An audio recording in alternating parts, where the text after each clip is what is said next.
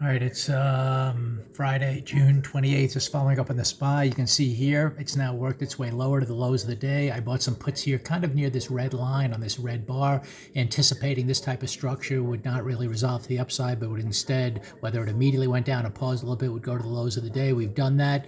I just scaled out to set up a no-risk trade. I bought the 552 puts at 521. I just scaled out at 6 to set up a no-risk trade, and we'll see how much lower it wants to go.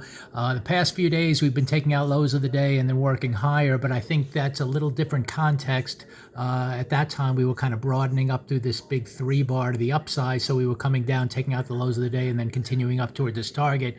Today, we started out and hit its big picture target and then immediately failed, so there's the potential here to kind of take out these lows of the day, maybe pause here and go a lot lower. We're going to find out if we come back into this 5-day range, which we're doing, in other words, and get to the midpoint of that range. That could be a big failure to the end of the range. On the weekly chart, if this continues, we can end up with 2 shooter bars in a row. So maybe instead of getting that reversal into, this week from last week, maybe it took 2 weeks of kind of shooter bars and we'll get a 2 down into next week. It all depends. We'll see how things close here by the end of the week. So a lot's unfolding here today at no risk. We could see if this becomes a big failure bar, which it's starting to do now, or if it, somehow settles in a little bit up here. It doesn't look like it wants to get anywhere near the highs of the day again.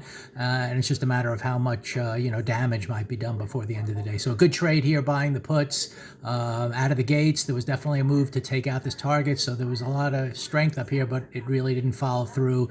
And given the potential failure, it looked like it was going to come down and take out the lows of the day. And then we're going to see what happens from here. But we're back into this range right now. Let's see if we really continue lower and maybe, have a big reversal day by the end of the day or not. I mean, you never know. So no risk right now. We'll see what develops for the rest of the day.